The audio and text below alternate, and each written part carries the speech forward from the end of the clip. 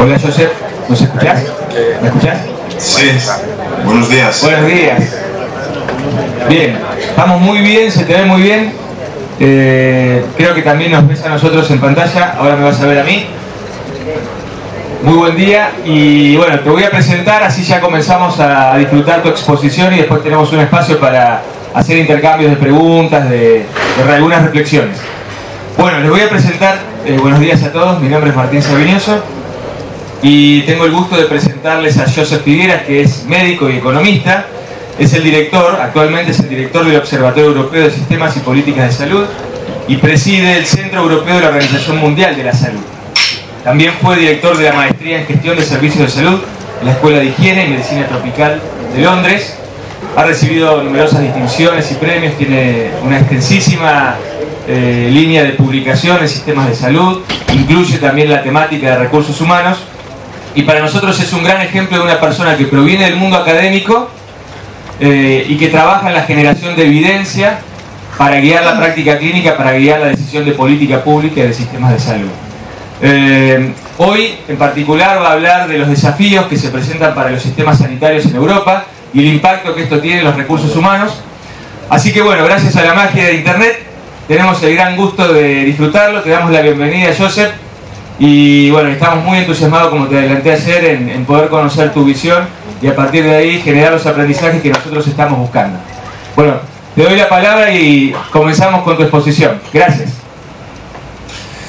Muchas gracias, Martín.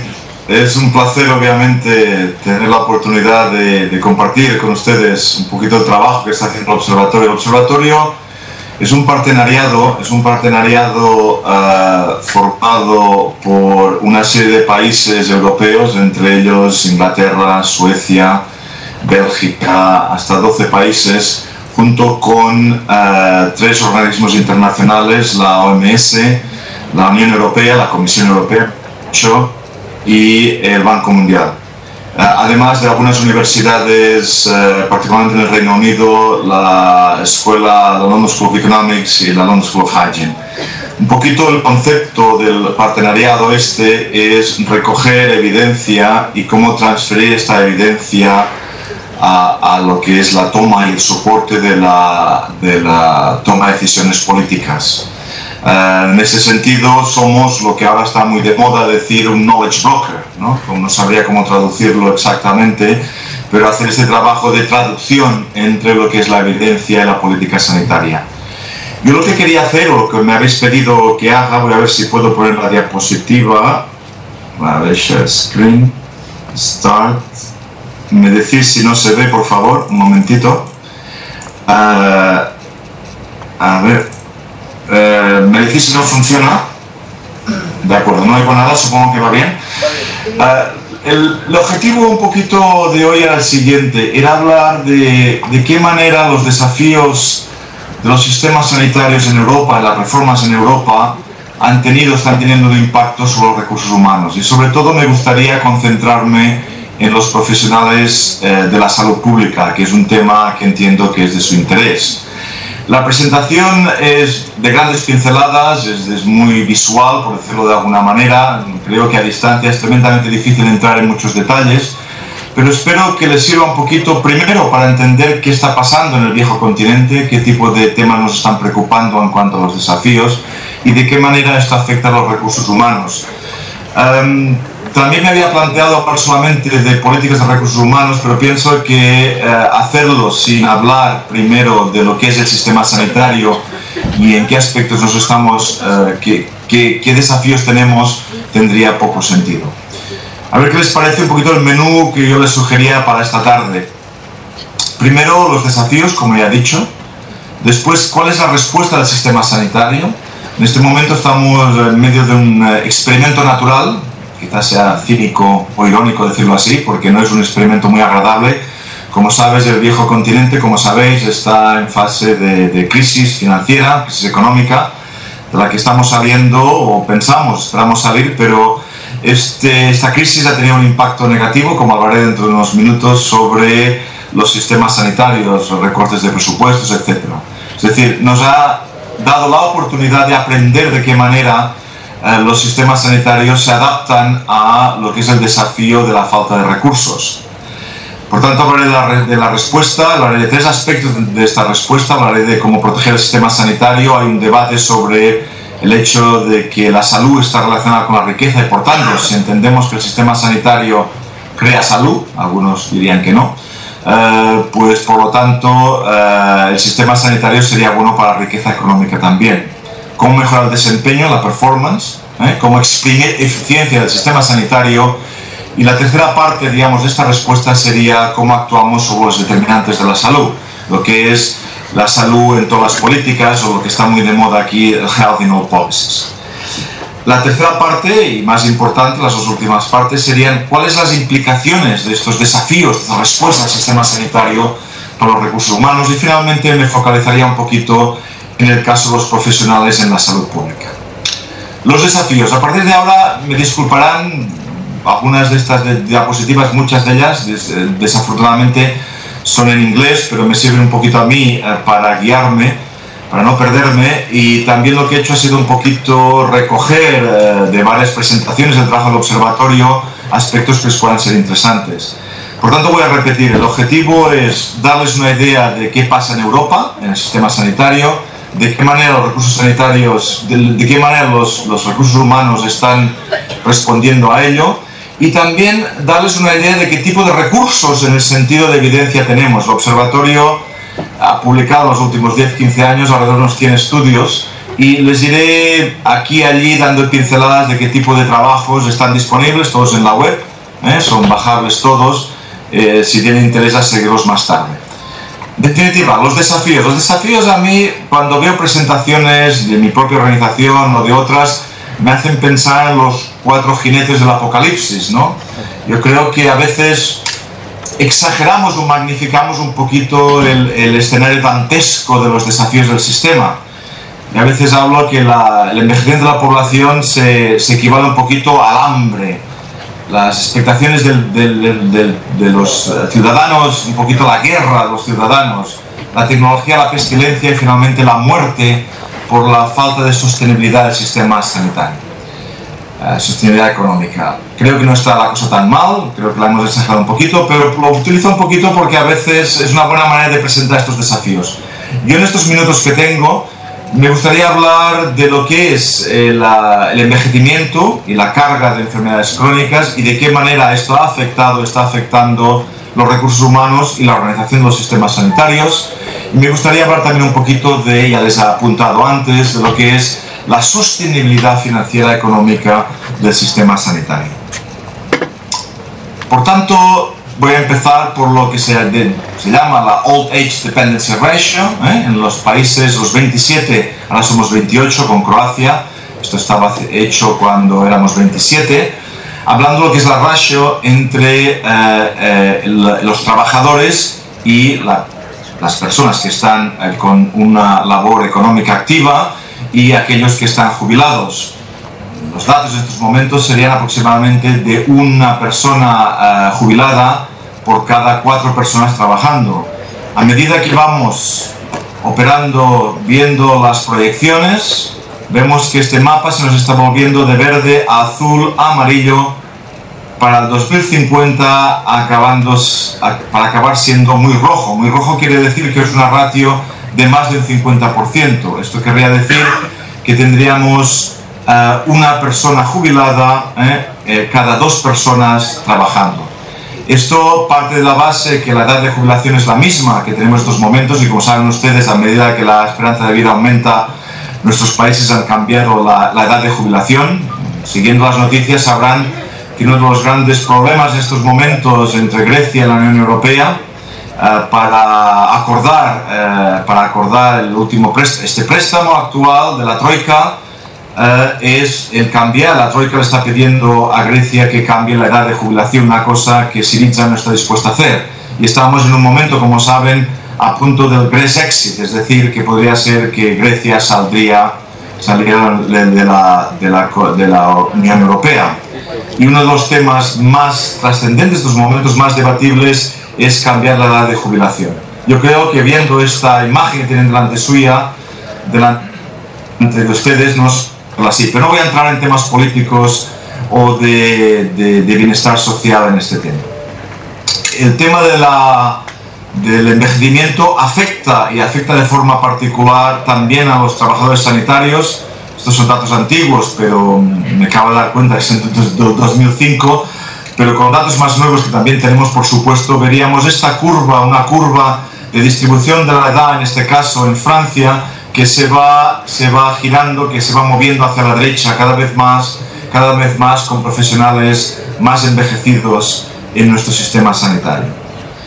Otro aspecto relacionado con la edad, un aspecto que seguimos, al menos en nuestro viejo continente, seguimos sin entender, seguimos sin adaptarnos, es la multimorbilidad. Fíjense ustedes, aquí tienen un porcentaje de la población con enfermedades de 1 a más de 5, y fíjense ustedes que a partir de 65 años, en el intervalo de 65 a 74, tenemos un 70% de la población, un 65% de la población con algún tipo de enfermedad crónica, y de este tenemos un 30%, si lo veo bien, con una enfermedad, pero ya un 10%, 20% con 2 enfermedades y así. Es decir, ya estamos hablando de altos porcentajes de la población. Si miran 75 a 84 años, tenemos un 40% de la población con 2 o más enfermedades de forma simultánea.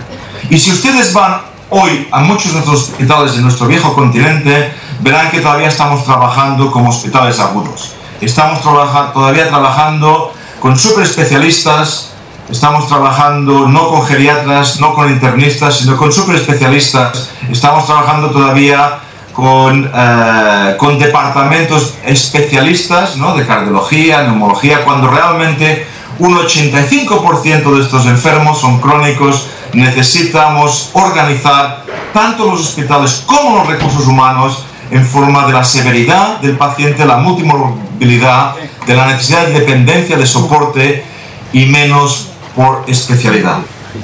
No quiero entrar tanto en este tema ahora, pero es cierto que los recursos humanos no están siendo adaptados a las necesidades de multimorbilidad de nuestros enfermos. Fíjense, esto es el estudio de carga de enfermedad para los países EFTA, la Unión Europea y EFTA, en Europa. Y aquí lo que hace esta gráfica, hace una comparación entre la carga de enfermedad de DALIS en el 1990 y en el 2010, es decir, unos 20 años.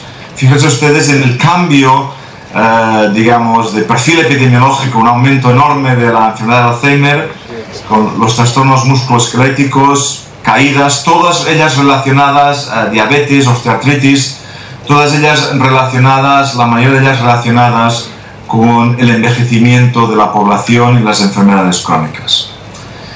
Pero lo que es más importante acordarnos, porque también tiene un impacto importantísimo en qué estamos haciendo con los profesionales de salud pública, qué estamos haciendo con la salud pública, es que un 85% de esta carga de enfermedad, de esta carga de enfermedades crónicas, es prevenible.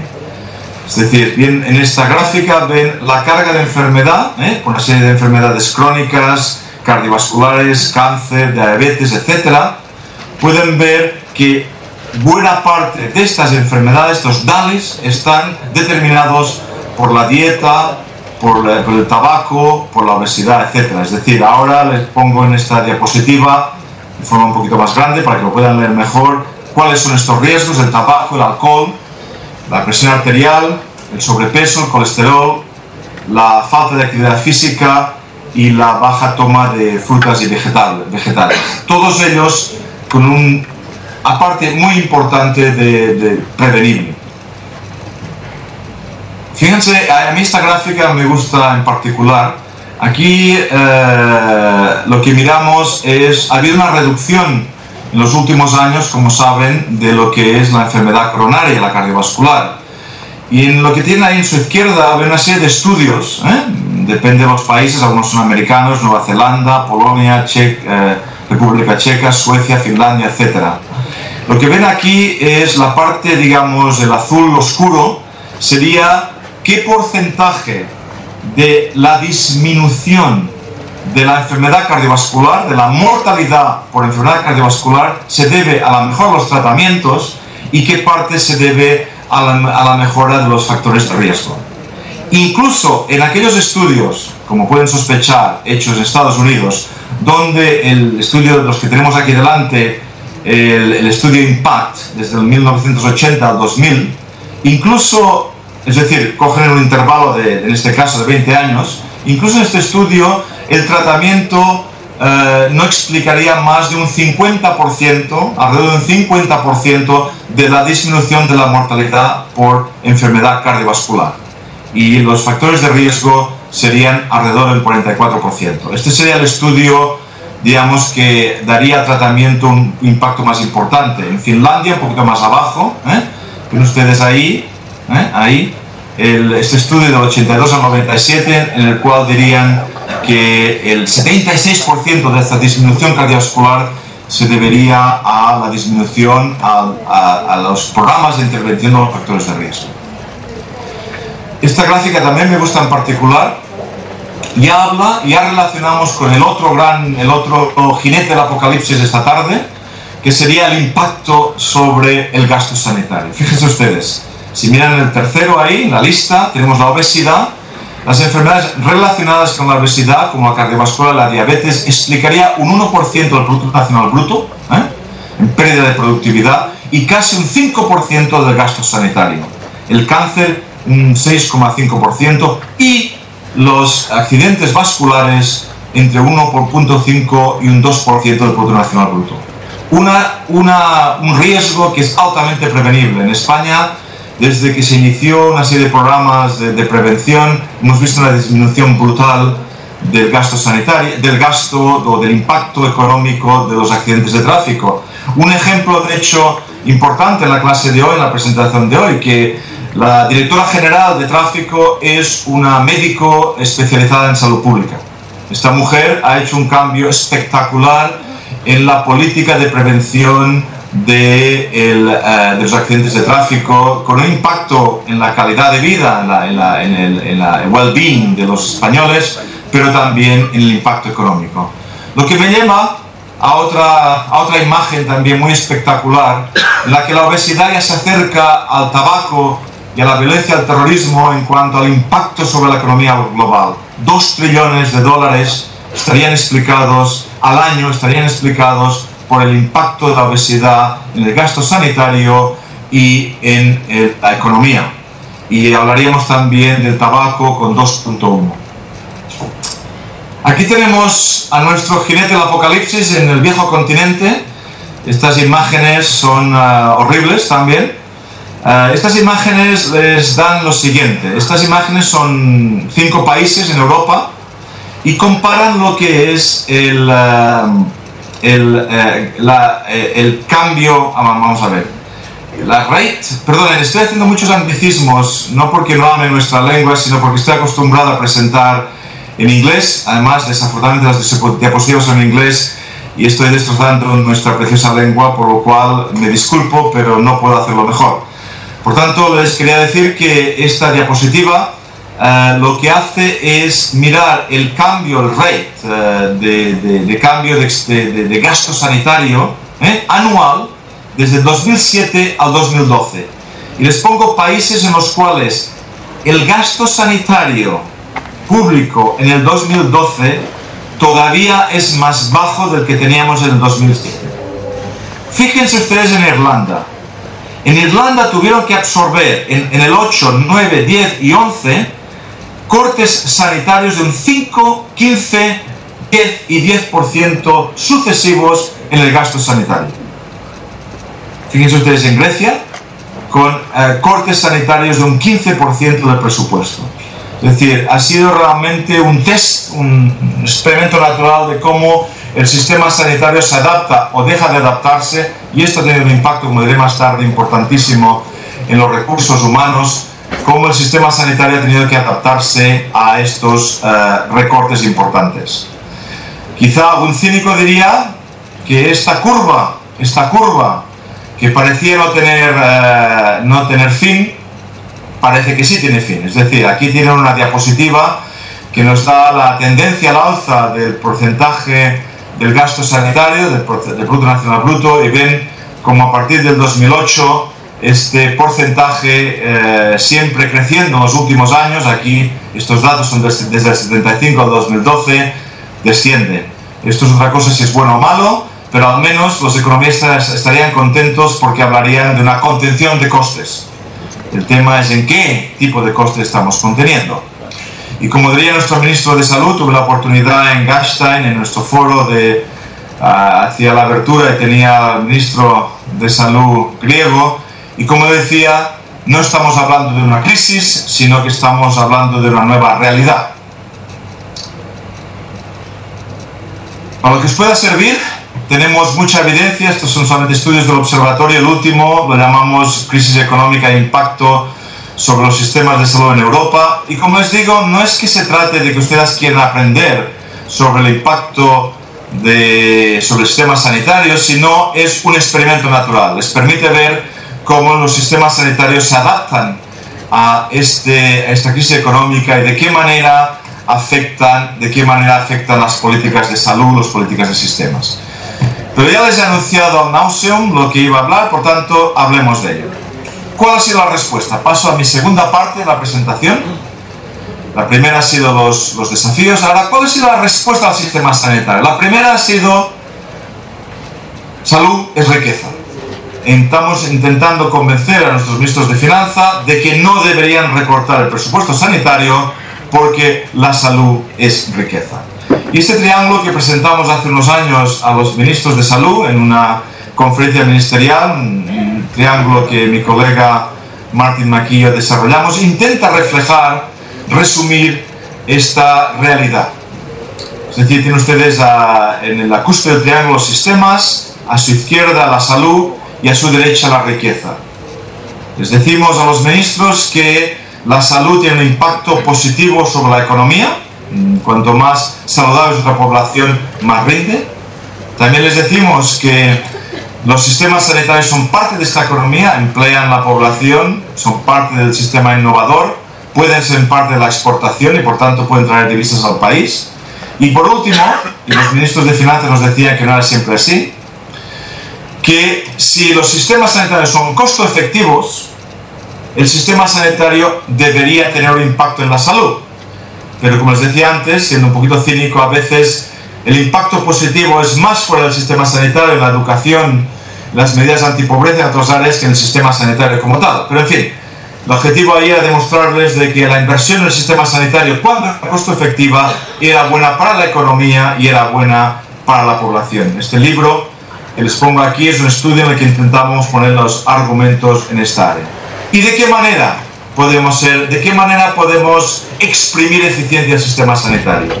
Esta diapositiva de alguna manera resumiría años de trabajo y muchos estudios, y es casi un poquito ridículo resumirlo de esta manera, pero para que vean un poquito por dónde van los tiros y de qué manera esto afecta a los recursos humanos. Y yo ya empiezo a preguntarles, ¿están nuestros recursos humanos acostumbrados a este tipo de debate? ¿Están nuestros salubristas acostumbrados a hablar de salud, riqueza y economía? Vamos a hablar, por tanto, de la eficiencia del sistema sanitario ahora. Dos iniciativas, las que hemos hablado mucho, que están en el top de esta diapositiva, es hablar no de recortes, sino de efectividad, de cobertura basada en la efectividad. Es decir, lo primero que hemos de decirle al ministro de Economía, si queremos demostrarle que nos tiene que dar más recursos, es no enseñarle esto, o decirle que lo vamos a cambiar. Esta diapositiva, esta pie chart, nos dice, estos son datos del 2009, lo que hicieron, miraron a 2.500 tratamientos en hospitales ingleses y vieron que de ellos, alrededor de un 50% no sabíamos si eran beneficiosos. Y solo un 10%, un 12%, si sumamos con los que podrían ser beneficiosos, solamente un 35% podíamos decir que eran tratamientos beneficiosos. Algunos, un 8%, incluso podrían ser dañinos para nuestros pacientes. Y un 49% en rojo, les repito, no sabíamos si eran beneficiosos. Esta incertidumbre no hace que el ministro de Finanzas nos quiera dar más dinero, como pueden comprender. Por tanto, estamos formando a los profesionales sanitarios para la medicina basada en la evidencia. Estamos teniendo Health Technology Assessment, estamos trabajando con protocolos. Otras medidas ha sido la de racionalizar los servicios hospitalarios. Sabemos que ahí hay mucho espacio para la autogobernanza, para la autonomía hospitalaria. No estoy hablando de privatización, estoy hablando de autonomía.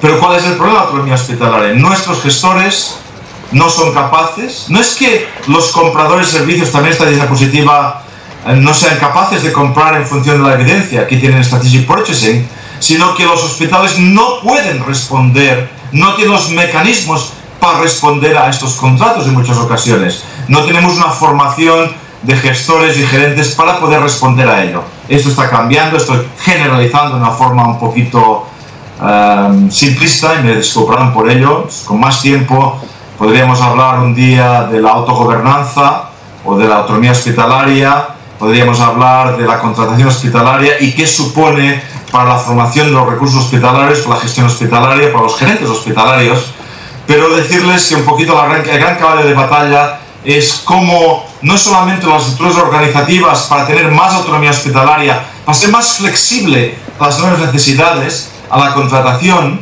sino qué recursos humanos tenemos para gestionar estos hospitales.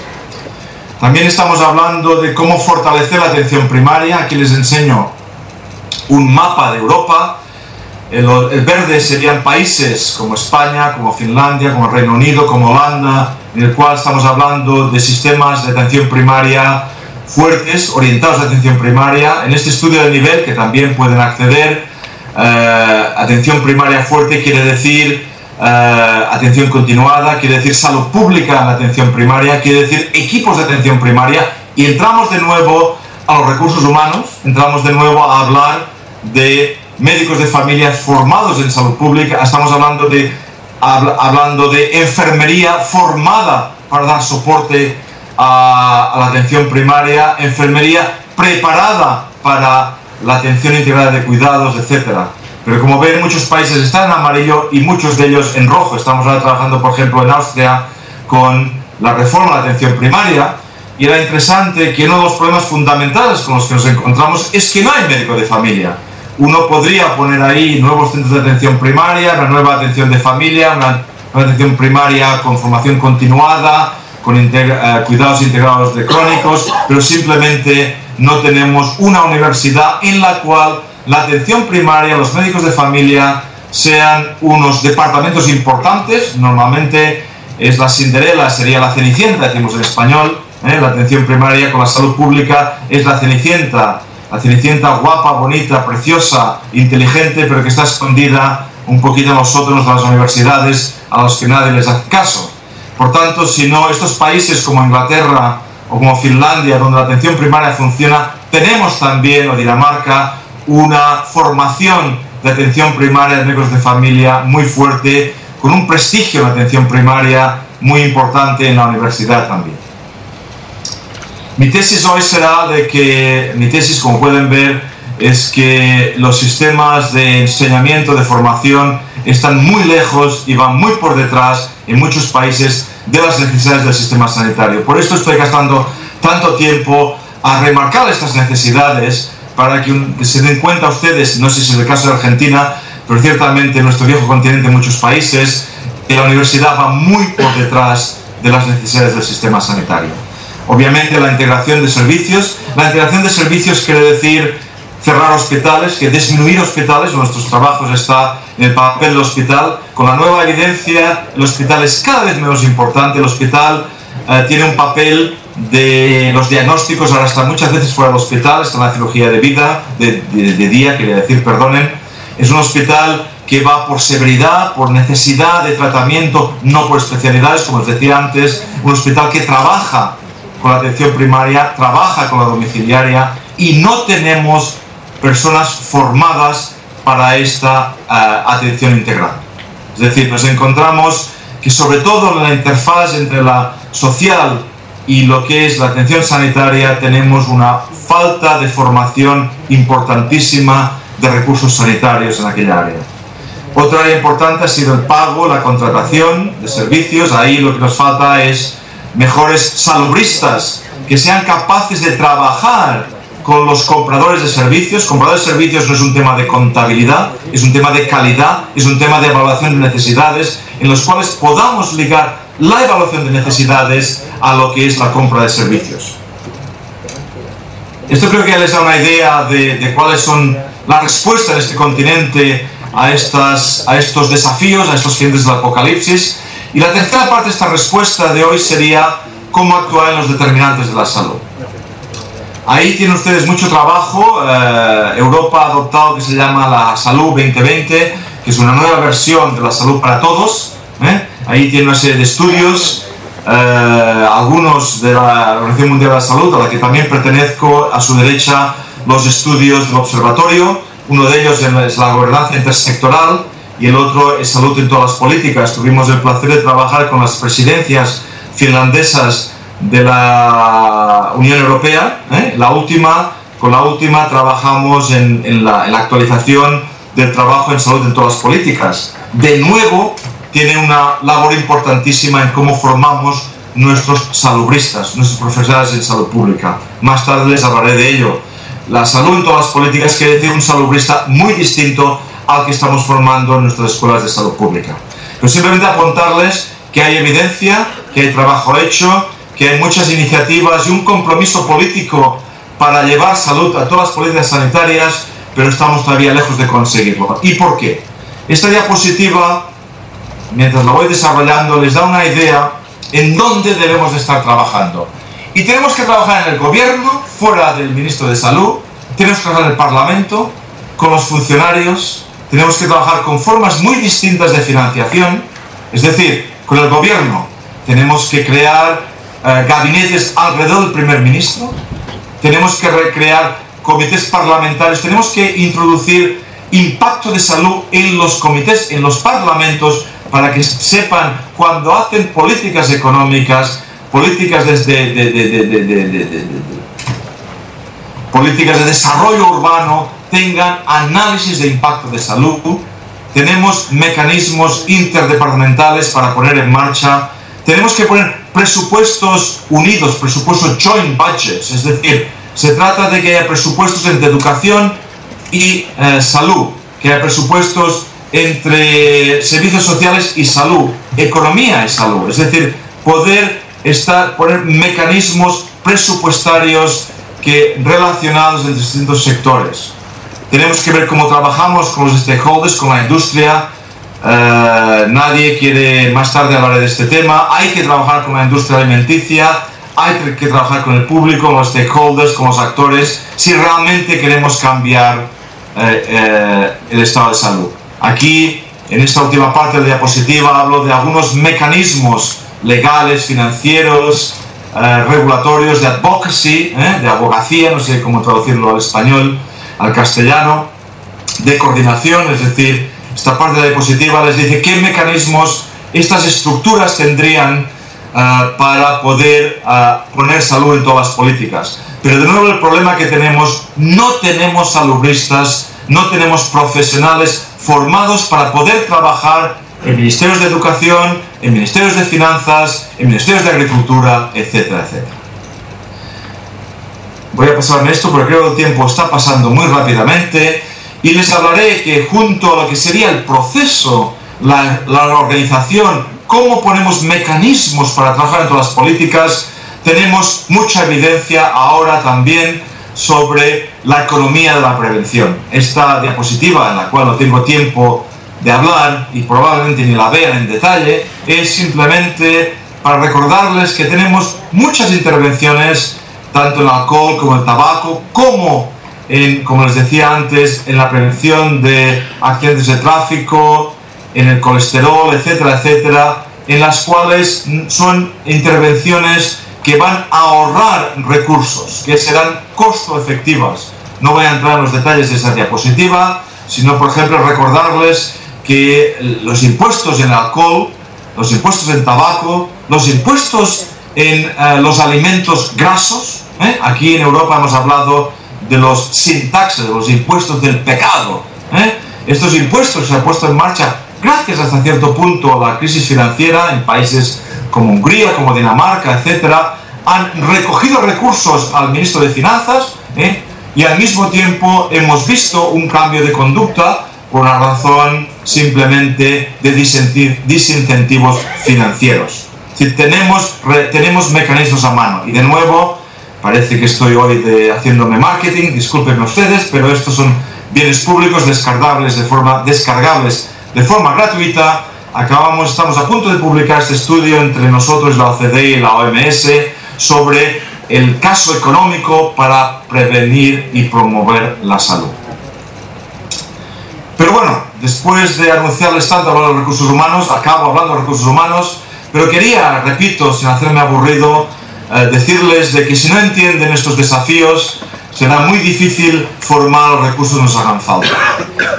Por tanto, la tercera parte de mi presentación hoy, todavía estoy creo dentro de los 40 minutos, es sobre los desafíos de los recursos humanos. Aquí tenemos los problemas tradicionales de los recursos humanos, la mala distribución, los imbalances, la falta de balance en los skill mix, los skills, productividad, salarios. Salarios, por ejemplo, para nosotros ha sido un gran problema en nuestro viejo continente. En muchos de los países como Irlanda, España, Portugal y Grecia, los salarios de los médicos han bajado de un 10 a un 20% como forma de absorber la crisis económica, lo cual ha demotivado a los profesionales. Quizá acordarnos lo que decía Ivan Illich, que los médicos tienen que ir a aquellos sitios donde el clima es saludable y donde los pacientes pueden pagar ellos mismos por sus servicios, y la ley de Tudor-Hart, que la disponibilidad de buenos médicos está inversamente correlacionada con las necesidades de las poblaciones que ellos cubren. Desafíos más modernos para nuestro viejo continente es el mercado laboral, está cambiando muchísimo, la migración, los shortages, la falta de profesionales y en algunos casos el sector privado poco regulado. Fíjense ustedes, esto quizá anime a sus médicos a venirse al viejo continente, pero un estudio de la Unión Europea hablaba de 1 millón de profesionales que necesitamos para el año 2020. De ellos 230.000 médicos, 150.000 entre farmacéuticos, dentistas y fisioterapistas y casi más de medio millón de enfermeras. Como decía en una entrevista, en un estudio que se hizo en varios países, se hizo en este caso en Grecia, decía una señora: mi pediatra está en Texas, mi dentista en Dubái y mi óptico en Estocolmo. Y esto también lo hemos estudiado en un estudio que presentamos al Consejo de Ministros que se reunió para la presidencia húngara, en los cuales hacíamos un estudio también descargable sobre la movilidad de los pacientes en Europa. Digo de los pacientes, disculpen usted, de los médicos ustedes. Aquí simplemente para darles una idea de estos flujos y de alguna manera como estos flujos, muchos de ellos van hacia Inglaterra y muchos de ellos acaban yendo hacia los nuevos continentes, hacia Estados Unidos, Australia, Nueva Zelanda, Canadá, etc. Y como pueden ver también Latinoamérica, también estamos atrayendo a algunos de ellos a España.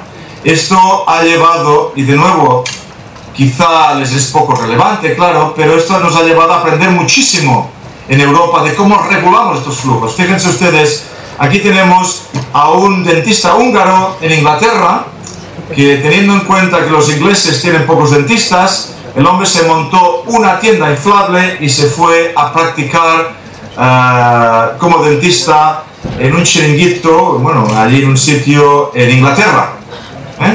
Como una tienda inflable, pues el dentista húngaro ofrecía servicios a los ingleses. También tenemos médicos que viajan 2 veces a la semana de Hungría, República Checa, de varias partes a Inglaterra, Alemania, a hacer lo que diríamos los españoles peonadas. Utilizamos la expresión del peón que hace la peonada, pues los médicos hacen lo mismo. Pero claro, ¿con qué nos hemos encontrado? Con problemas de regulación, con problemas de brain drain. Nos hemos encontrado con este médico que tienen el señor Daniel Ubani, que con muchos problemas en Alemania, tuvo problemas legales porque había matado a unos cuantos pacientes, pero pasó de Alemania a trabajar impunemente en el Reino Unido, porque claro, los sistemas todavía de control, los sistemas de monitorización y de coordinación entre los países europeos no funcionan tan bien. ¿Y qué hacen nuestros países europeos? Fíjense ustedes, hacen como... Es decir, esto quizá no sea muy... Obviamente no les es muy relevante, pero de nuevo son como experimentos naturales para nosotros, es decir, porque nos han permitido aprender mucho de coordinar calidad, nos han aprendido mucho. No veo su imagen, no sé si les he perdido de nuevo. No, ¿Martín? Te escuchamos muy bien. Ahora creo que nos ves. Perfecto. No, lo importante es que vean la diapositiva. Sí, se ve claramente. Muchas gracias. Pues es un experimento natural, como les decía antes, pues nos permite aprender mucho de coordinación, de sistemas de calidad, nos permite aprender mucho de regulación, nos ha permitido mucho, por ejemplo, cómo contratamos servicios a través de países, es decir, la directiva de pacientes que permite a los pacientes pasar de país a país, nos obliga, por tanto, a contabilidad analítica, nos obliga, por tanto, a establecer precios, nos obliga a establecer necesidades, nos obliga también a saber qué es costo efectivo, nos obliga a ajustar paquetes de servicios. Imagínense ustedes el debate en estos momentos entre distintos países sobre si deben de ajustar paquetes de servicios comunes, de prioridades. No está ocurriendo, obviamente. Hay una contradicción preciosa entre lo que es la subsidiariedad en el sistema sanitario. Los países son subsidiarios de las decisiones sobre los recursos sanitarios o los servicios se toman por las autoridades nacionales, pero han pasado una serie de legislaciones por el libre mercado de pacientes y el libre mercado de profesionales que no son compatibles con esta subsidiariedad. Es una contradicción preciosa desde la perspectiva analítica que nos ayuda a aquellos que estamos estudiando el tema a aprender más. Continuemos con estos desafíos. Esta diapositiva sería la que me hubiera gustado quizá utilizar durante una hora. Para mí lo más importante, ya deben estar cansados de escucharme, que si lo están simplemente les pido que se despierten simplemente para esta diapositiva. Esta diapositiva simplemente nos dice algo muy fácil, nos dice el número de médicos e enfermeras en los países de Europa. En esta ocasión no hablo de Europa como Unión Europea, sino la Europa de la OMS, que va hacia los países de la antigua Unión Soviética, etc. Fíjense ustedes qué diferencia entre los países el número de médicos y el número de enfermeras. ¿Y esto qué nos dice? Nos dice muchas cosas, que quizá contemos mal los médicos y contemos mal las enfermeras, que pudiera ser, pero nos da también una incertidumbre. Es decir, aquellos países que tienen más enfermeras que médicos o viceversa, funcionan mejor o peor. Es decir, en este momento no sabemos cuál es el skill mix mejor para cada país. Pero sí sabemos, sin embargo, no es cierto que no lo sabemos. Sabemos que los países no lo saben o que los países se niegan a saberlo, pero sí sabemos en este momento que no estamos utilizando nuestros recursos sanitarios de forma apropiada y que nuestras universidades siguen formando recursos sanitarios humanos independientemente de las realidades. Es decir, ¿en cuántos países estamos sustituyendo servicios de médicos con servicios de enfermería? Sabemos perfectamente que el control de enfermedades crónicas es de más calidad en enfermeras formadas que con médicos. No solamente más costo efectivo, sino de más calidad, incluyendo la satisfacción del paciente. Sabemos que las enfermeras pueden prescribir algunos medicamentos de forma más costo efectiva que el médico. Sabemos que tiene un papel mucho más importante. Y cuando hablo de enfermeras, hablo de muchos otros profesionales. Hablo de muchos otros profesiones aliadas a la atención primaria. Y hablando de médicos, ¿por qué, señores y señoras, estamos formando médicos digestólogos? 6 años de formación, más 5 de especialidad, más 4 años poniendo tubos para hacer colonoscopias. La colonoscopia ahora es el mecanismo de prevenir, como veían antes, una de las enfermedades prevenibles, los cánceres más importantes, que es el cáncer de colon. Es prevenible, la intervención es fácil, ¿Por qué estamos formando 6 más 5 más 4, 15 años cuando mi hijo tiene 18 años? Si lo formo primero con perros, y luego con monos, y luego con humanos, en 3 años será el mejor colonoscopista que tenga en estos momentos.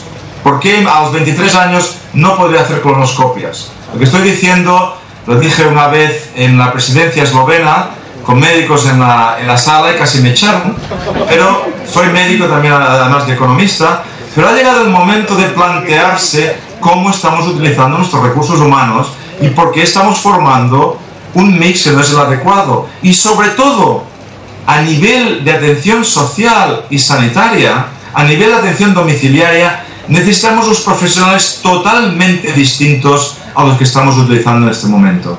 Esta diapositiva es muy simple, muy sencilla, pero me gustaría que les sirviera para que realmente, fíjense, evalúen qué necesidades hay fuera. Ahora estamos, el observatorio acaba de poner en marcha un estudio sobre Skill Mix, donde vamos a buscar innovaciones en Europa sobre el mejor Skill Mix. ¿Y saben ustedes de qué estamos hablando? Estamos hablando de los carteros en Holanda. Y ahora ustedes siempre me van a echar o me van a desconectar.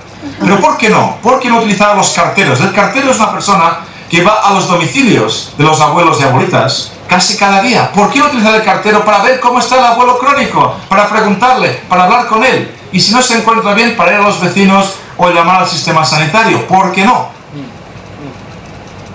Y como el cartero, que es una anécdota, ¿por qué no utilizar otros profesionales para hacer una atención integral? Me hubiera gustado hablar de otras estrategias, simplemente remarcarles que he hablado de pocas estrategias en el campo de recursos humanos, pero que el observatorio, como pueden ver aquí, ha hecho muchos trabajos en muchas áreas de auditoría, de formación continuada, etcétera, etcétera. Y ya voy acabando, disculpen el tiempo, creo que estoy ahora exactamente a los 40 minutos, para hablar de los profesionales de la salud pública. Y simplemente sugerirles un par de cositas. Aquí está lo que se llaman los EFOS, las European Public Health Operations. Esta es una iniciativa de la OMS junto con ASFE, la Asociación de Escuelas de Salud Pública, y se lo recomiendo para aquellos que estén en la formación de recursos humanos de salud pública. Lo que hace es toma las 10 funciones de salud pública, de hecho, que vienen de la OPS, que se han adaptado un poquito a la situación europea, y hace un análisis de estas funciones y luego lo que hace es, mira qué competencias necesitamos los salubristas para obedecer estas funciones, ¿de acuerdo? Este es otro estudio de observatorio que habla de las necesidades de la Public Health Workforce, los salubristas en Europa.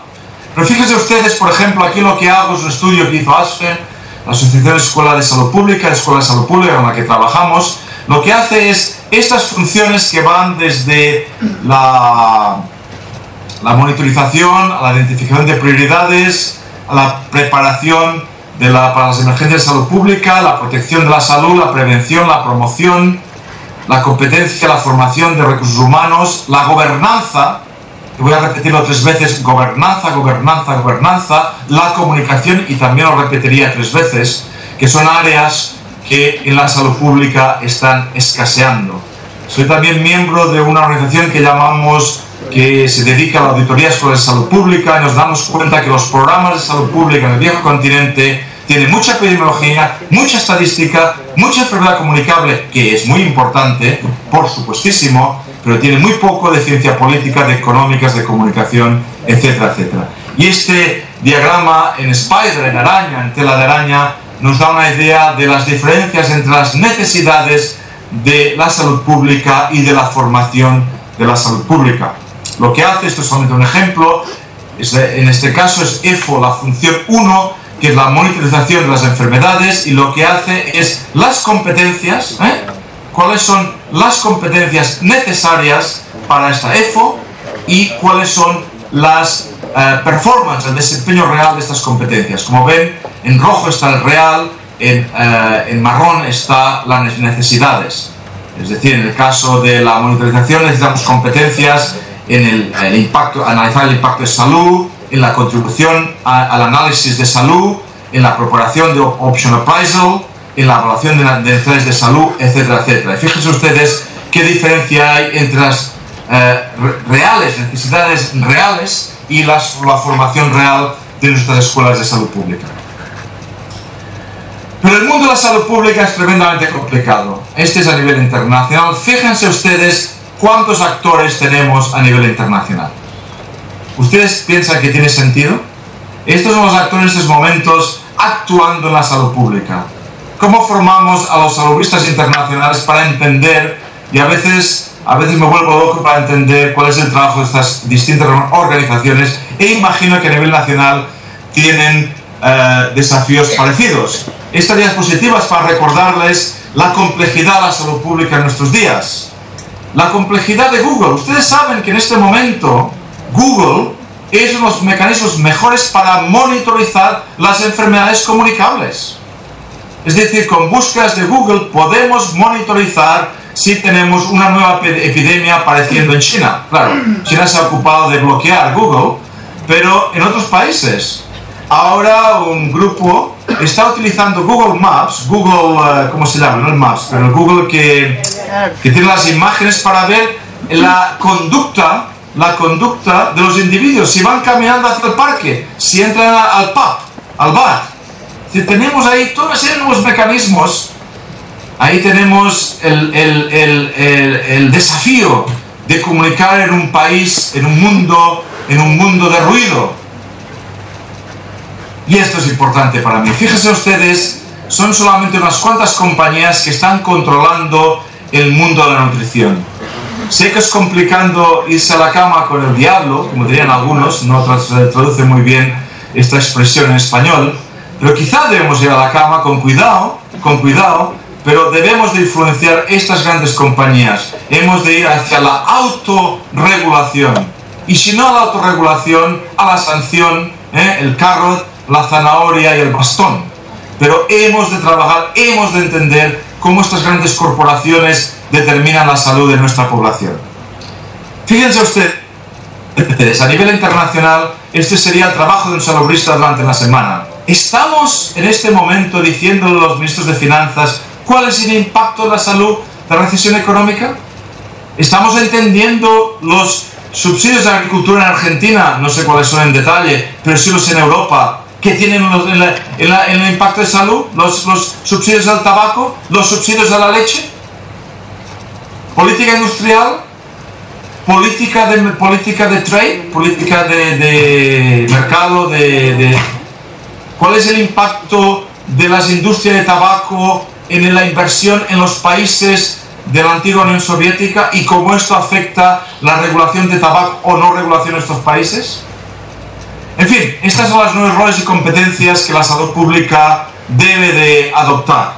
Diseminar la evidencia, ser un traductor de evidencia, cómo comunicar, cómo entrar en política. Estamos escribiendo en los periódicos, cómo hacer advocacy, cómo entramos en social media, cuál es nuestro trabajo trabajando con la sociedad civil y cómo trabajamos con el gobierno.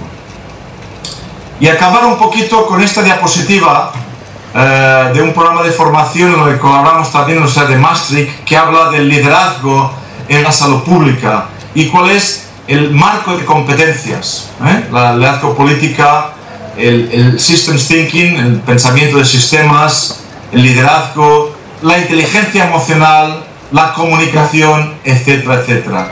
Para mí, si hablamos de formación en salud pública, estos son áreas fundamentales que debemos de incluir en nuestros programas. En resumen, lo que quería hacer hoy es decir los desafíos y la respuesta a los sistemas sanitarios. He gastado mucho tiempo, repito por última vez, hasta el nauseam, discúlpenme ustedes, que sin entender la respuesta a los sistemas sanitarios, las necesidades, no formaremos a unos recursos humanos necesarios.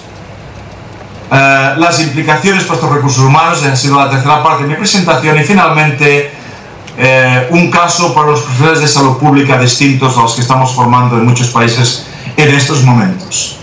Espero que haya podido comunicarme bien. Entiendo que es tremendamente difícil a través de Skype, pero que algunas de estas pinceladas les hayan servido un poquito para inspirarles y al menos sin nada más que un día se decidan a ir a nuestra web y bajar de forma gratuita, es decir, bajar de forma gratuita cualquiera de nuestros estudios en cualquiera de estas áreas. Muchísimas gracias por vuestra paciencia, por escucharme y espero que les haya sido de alguna ayuda. Muchas gracias.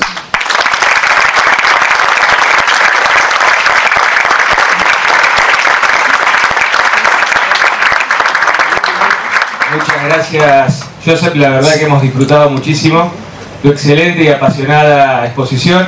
Sin dudas nos enriquece la reflexión que hoy estamos tratando de dar.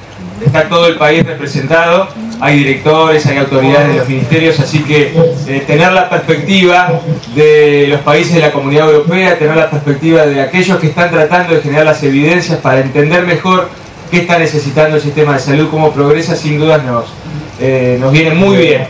Hoy tenemos la perspectiva regional, comenzando con Chile, el ex viceministro de Brasil. Mañana la ex ministra de Chile también va a estar contando cuáles son los desafíos en términos de recursos humanos y redes en nuestra región.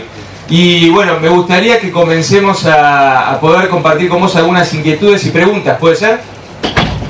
Claro que sí. Bueno, yo haciendo abuso del micrófono, te propongo la primera, que es: ¿cuál es el estado de avance en este abordaje sistémico entre el sistema educativo y el sistema de salud? ¿Cómo está la discusión, cómo están las estrategias en Europa en esta alianza que es tan necesaria? Vos también hiciste mucho hincapié. ¿Cuáles son las dificultades que van encontrando? ¿Cuáles son los países que mejor han avanzado en poder tener este abordaje sistémico y que sin subordinaciones, pero sí con un gran juego cooperativo, los sistemas educativos definen sus planes de estudios en función de las necesidades concretas del sistema de salud, y el sistema de salud también permita la participación del sistema educativo en la modelización del sistema, en la generación de evidencias, justamente para mejorar su funcionamiento? Si te parece, esa es la primera pregunta. Le doy la palabra a otros miembros del auditorio para que vos puedas recolectar las mismas y después las respondemos todas juntas. ¿Te parece bien? Bien. Perfecto.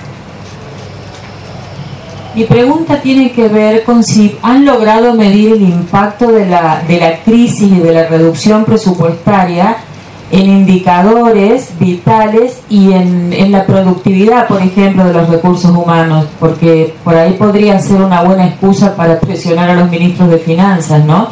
Si la cosa empeoró y si los recursos humanos se sienten bastante desmotivados, por ahí podría ser una excusa. Pregunta si lo tienen medido. Perdona, discúlpame, no la he oído tremendamente bien. Me estás diciendo, para asegurarme lo entendido, ¿de qué manera, qué indicadores tenemos de los aumentos de eficiencia de recursos humanos durante la crisis económica? Para poder demostrar que la inversión en servicios sanitarios es apropiada. ¿Esto me está diciendo? En principio, quiero saber si la reducción presupuestaria que sufrieron por el tema de la crisis tuvo algún impacto en el rendimiento de los recursos humanos, en el trabajo, en la productividad de los recursos humanos y en la calidad de la prestación. Y si además vieron alguna traducción en los indicadores sanitarios. ¿Me expliqué? Disculpe,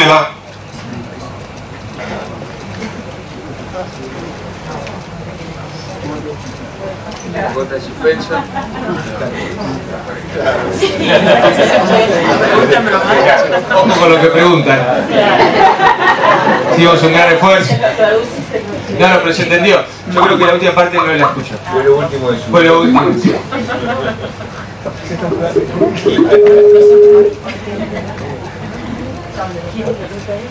Hola, Josep. Ahí está la silla. Sí. vacía, Te estamos escuchando nuevamente. He entendido la primera parte. Tenemos mala suerte en esta pregunta. Lo siento. El sonido se ha ido yendo, pero he entendido muy bien la primera parte de la pregunta, que era de qué manera la crisis ha afectado a la productividad de los recursos humanos. Bien. Bien, vamos con la tercera entonces. Una cuestión que me llamó poderosamente la atención es lo que usted plantea respecto del potencial impacto de los subsidios a la agricultura, tanto en Europa como en otros países, y me gustaría que nos ilustrara un poquito acerca de ese tema y sus ideas al respecto. Puedo repetir la última parte, es decir, le ha llamado la atención el impacto de los subsidios a la agricultura y cuál era de los subsidios en la agricultura en el proceso de salud de enfermedad y sus ideas al respecto. De acuerdo, gracias. En varias partes de su intervención, Josep, usted refirió al diálogo que hay con los ministerios de Economía y negociaciones que generalmente no se ganan siempre las partidas. Pero, por lo menos la experiencia de nuestros países, sería ficticio suponer que la decisión está en el Ministerio de Economía, sino que en realidad la decisión está en los principales decisores políticos acerca de cómo se atribuye y se distribuye el presupuesto. ¿Ustedes tienen estudios acerca de cuán presentes están los debates sanitarios al interior del debate político de Europa? Nosotros aquí tenemos la hipótesis de que la política habla poco de salud pública y en verdad es una hipótesis nunca corroborada con ningún estudio, y nos gustaría saber si tienen algún estudio y también, por supuesto, su opinión. Gracias. La última pregunta, Josep.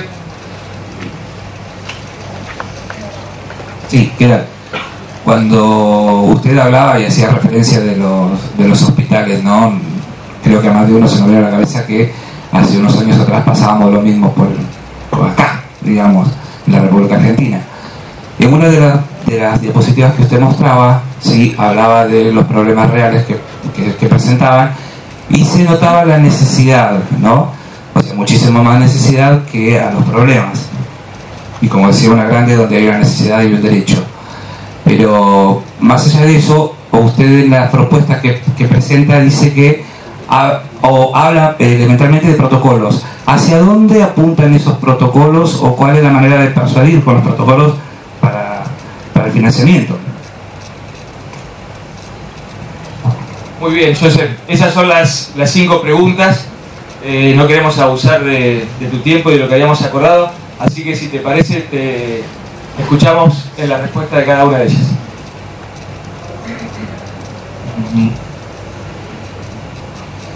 Segundo.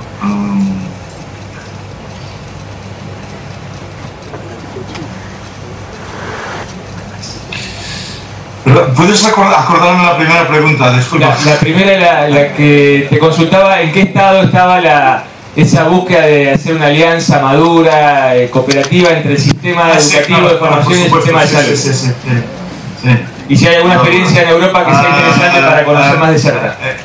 Vamos a ver, una cosa que me preocupa en estas presentaciones es hablar de Europa es hablar de nada. Es decir, sí hay elementos obviamente comunes a estos países que quizá, o que son diferentes quizá a lo que está ocurriendo en su país o en otros países latinoamericanos, pero hay grandes diferencias entre ellos, ¿no? En general, Martín,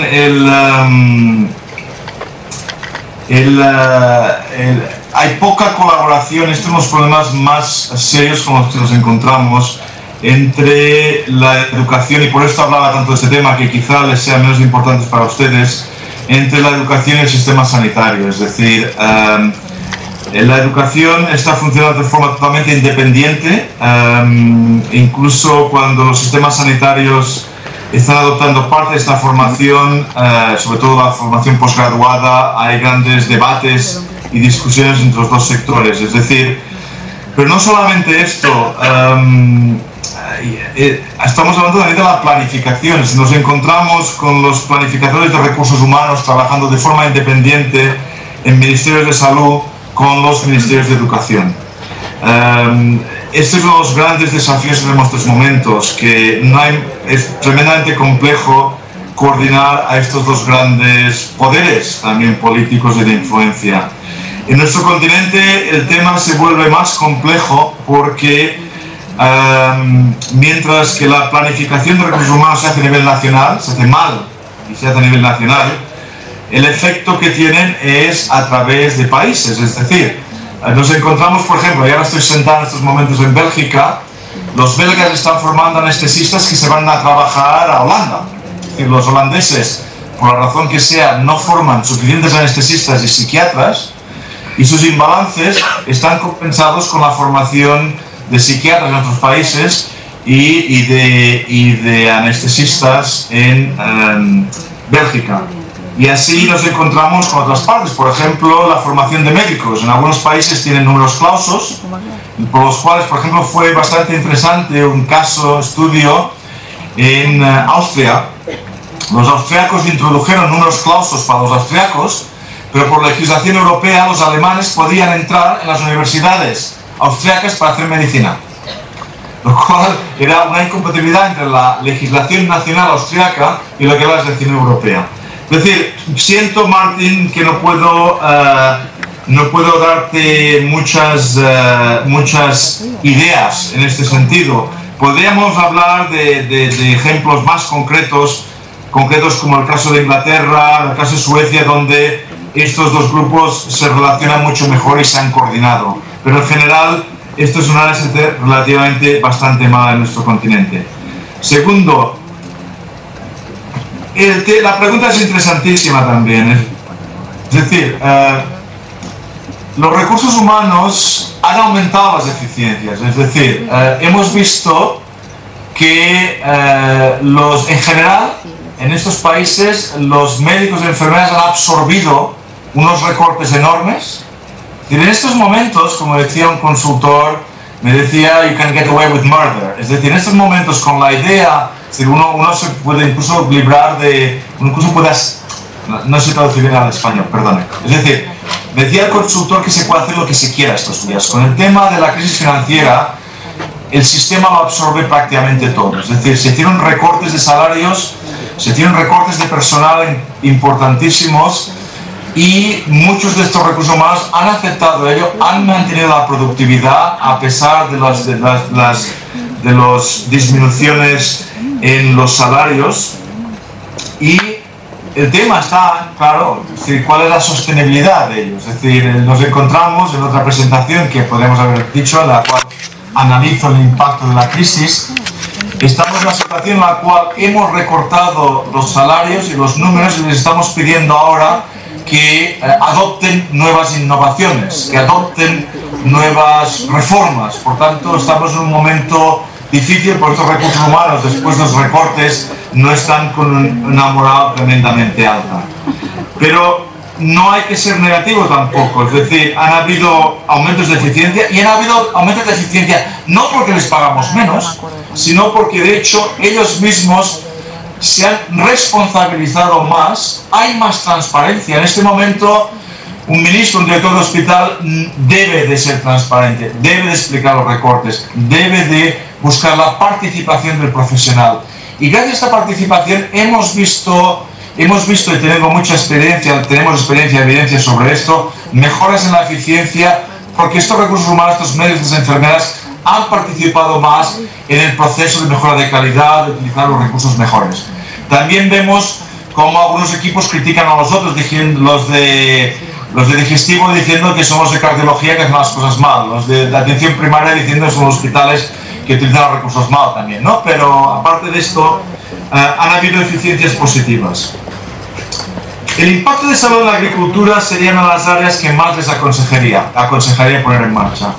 En este país, en este continente, decía, con la Unión Europea, con la posibilidad de influenciar lo que es la política agrícola. Como sabrán, en la Unión Europea el presupuesto más importante es todavía en subsidios agrícolas. La posibilidad, por ejemplo, de recortar el subsidio al crecimiento de tabaco fue importantísima, aunque hubo muchos años en los cuales, por una parte, había un programa antitabaco desde DigiSanté, desde la Dirección General de Salud, y Agricultura iba dando subsidios al cultivo de tabaco. Pero, por ejemplo, todo lo que es subsidios a la leche, a la sobreproducción de leche, esto no fue muy positivo para lo que es la alimentación. Subsidios a lo que es impacto de salud, a los subsidios positivos a lo que es el crecimiento, el cultivo de vegetales, de frutas. Todo lo que ha sido el intentar disminuir los precios y su subsidio a lo que es la exportación de vegetales y frutas al este de Europa. Antes, 10 años atrás, yo estaría en países como Hungría o Polonia y la posibilidad de encontrar una fruta o una ensalada en mi comida era remota.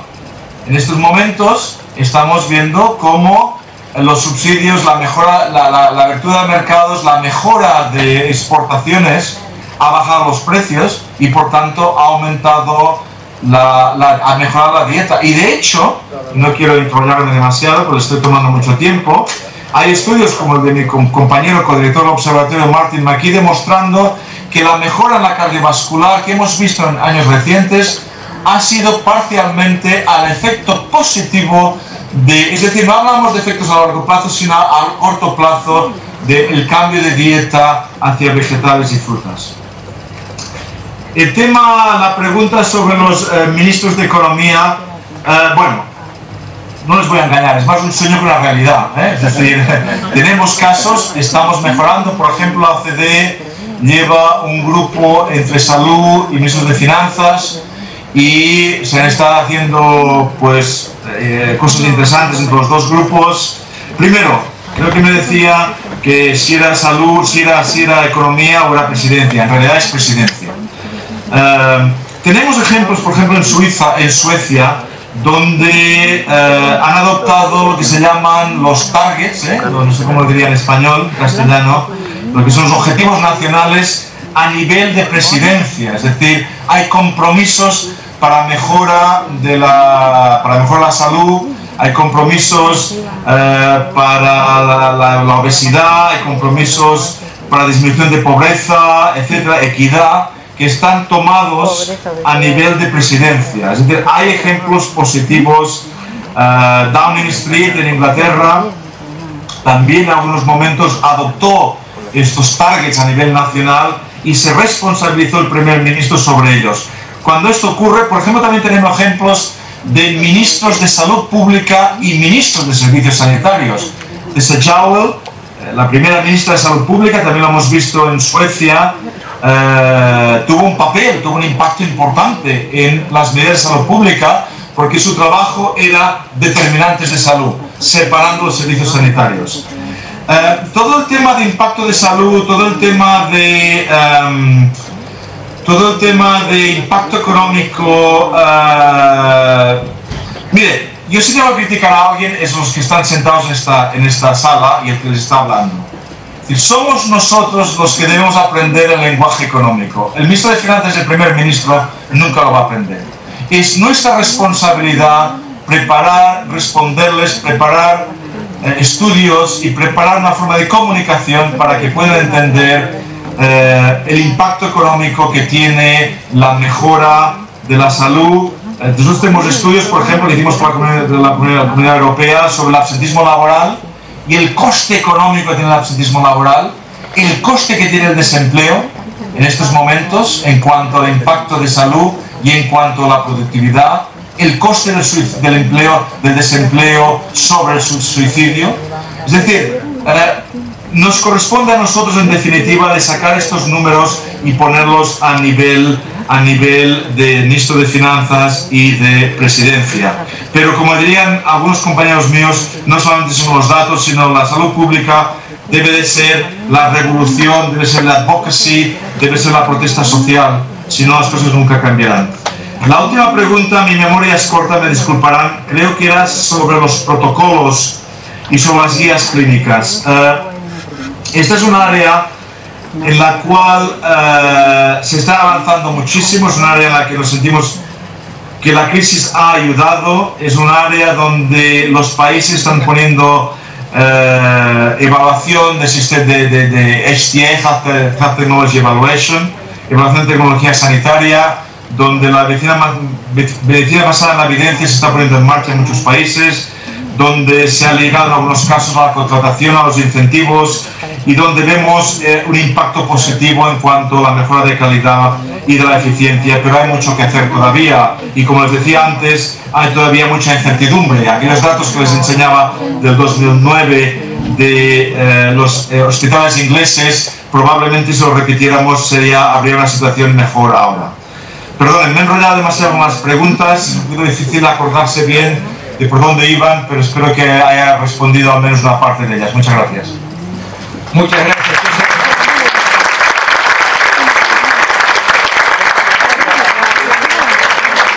Estamos muy profundamente agradecidos y complacidos de haberte tenido. Ha sido un gran honor para estas sextas jornadas de redes, contar con tu visión, con tu experiencia, con todos los aprendizajes que vos y todo tu equipo, esa red de distinguidos profesionales, trabaja en Europa. Sin dudas, todo lo que nos has comentado es de mucho interés y tiene aplicabilidad acá en la Argentina.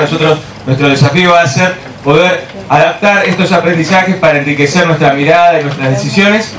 Ojalá que podamos contar con tu visita en algún momento este año, como lo habíamos conversado. Seguro que va a ser una oportunidad fantástica para profundizar y para que vos puedas intercambiar directamente con este equipo gracias a Skype. Pudimos hacer esta conexión Bruselas-Florencio Varela. Nos viene muy bien. Yo creo que la tecnología nos demostró una vez más que nos permite un horizonte de posibilidades superior, y que sin dudas la salud y el sistema de salud puede tomar mucho provecho de esto. Quiero darte los últimos segundos para un mensaje final, para que nos digas algo como conclusión de tu exposición, antes de pedirte con un nuevo fuerte aplauso. Muchísimas gracias por la paciencia. Estoy viendo mi reloj y me he extendido demasiado. Decir que cada vez que dio la oportunidad de estar en vuestros países, me decían que estaba la viceministra chilena, anterior o actual, no lo sé. Por ejemplo, he aprendido muchísimo de mis primeros viajes a Chile. Trabajé en aquel país hace unos años y que me gustaría tener la oportunidad de que hubiera este intercambio. Me gustaría que sus países se fijaran en el viejo continente, no solamente en Estados Unidos. Pensamos que lo que está ocurriendo aquí también puede ser relevante para ustedes. A veces entendemos que la experiencia canadiense, que de hecho es muy buena, la americana no tanto, tiene mucha influencia en sus países, y quizá los que estamos aquí nos gustaría tender este puente y buscar mecanismos para colaborar. De hecho, uno de mis proyectos sería, que nunca he conseguido poner en marcha, y se lo lanzo ahora así a buenas y a primeras sin haber avisado a Martín, sería traducir y adaptar, que no traducir, algunos de nuestros estudios. Uno de mis proyectos que he planteado ad nauseam y nunca he logrado financiación era escoger algunos de los estudios más relevantes del observatorio, traducirlos y adaptarlos, es decir, añadir estudios, reflexiones que se aplicaran a algunos de sus países de la experiencia europea. Es decir, coger la experiencia europea y decir qué parte de esta experiencia es relevante para mi país, y traducir la experiencia europea y la de su país en conjunto. Yo creo que la comparación de sistemas tiene todavía un techo muy alto, es limitado. La comparación de sistemas no te soluciona todos los problemas, es decir, el contexto es siempre muy importante, no hay duda, pero yo creo que el techo que tiene la comparación de sistemas no hemos llegado. Y como diría yo, lo que me gusta cuando la gente aprende de los sistemas es que no repitan los mismos errores y cometan nuevos errores. No espero que lo hagan bien, pero al menos cometan ustedes nuevos errores y no hagan los mismos, y quizá en algún momento no hagamos más errores y aprendamos y hagamos lo que debemos de hacer. Por tanto, animarles a que atender este puente, a que se vengan a la web, y quizá algún día este proyecto, que como español, como catalán además, pero no les digo que lo tengan que traducir al catalán, sino como español, en este caso, podamos traducir este material, adaptarlo, integrarlo con su pensamiento. Creo que sería un proyecto súper interesante. Muchas gracias por su paciencia, por escucharme, y que tengan un buen día.